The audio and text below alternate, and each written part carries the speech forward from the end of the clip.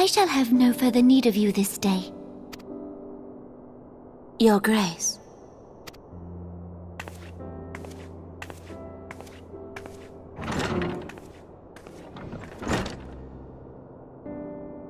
I fear that not even mine own chambers shall remain private for long.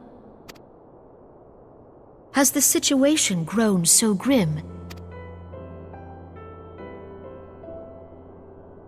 Ever since he proposed the Cartiner Reclamation Bill, Teleji Adeleji has risen to greater prominence upon the backs of impoverished refugees. The monetarists were ever united in their pursuit of profit, but the man's actions have torn a rift in their ranks.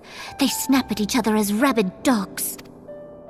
Yet now is not the time to be bickering among ourselves.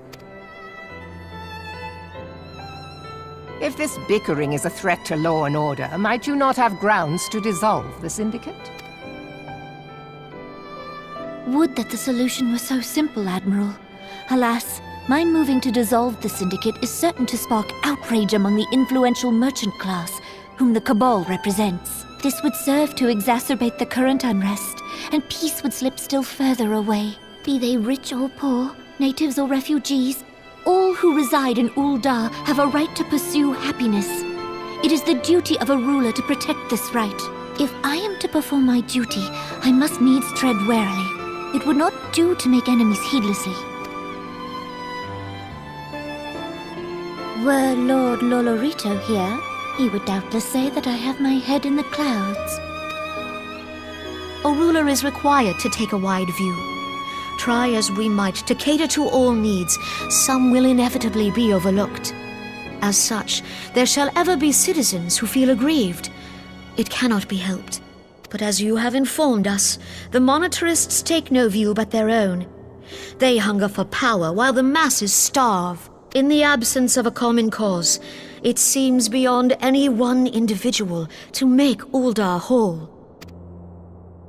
And the presence of a Garlean agent within the Immortal Flames only makes matters worse. Even accounting for Ul'dah's historic reliance upon mercenaries, such a grievous breach of security is unprecedented. I fear this business will provide the monetarists with a rod to beat Rauban.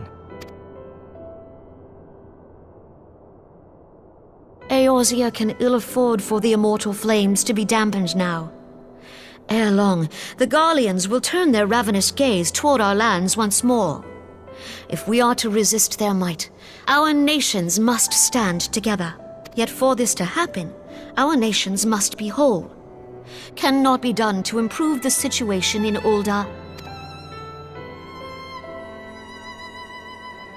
The true wealth of Ul'dah lies in the health, happiness, and hopes of her citizens. Alas, the citizens shall never know these things, so long as their lives are ruled by the ambitions of the few. The monetarists claim to represent the best interests of the people, but in sooth they desire only to manipulate them for their own selfish ends.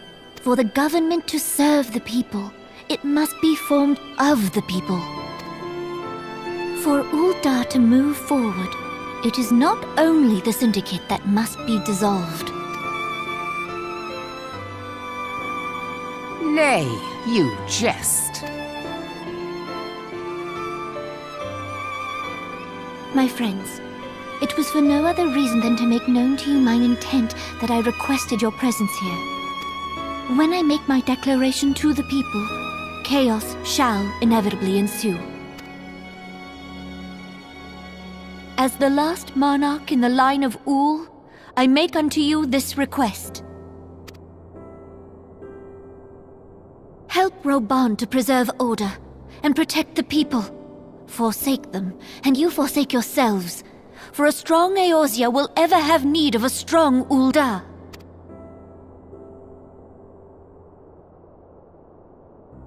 Your Grace, are you certain of this? There is no other way. When the time is ripe, the nation shall become a true republic.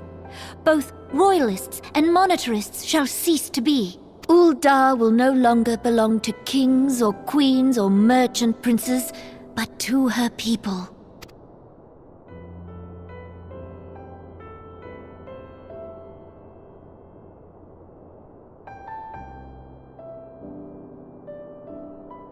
Reborn, forgive me for casting aside all that you have toiled for in my name. Beyond this gesture, I am powerless to help my subjects.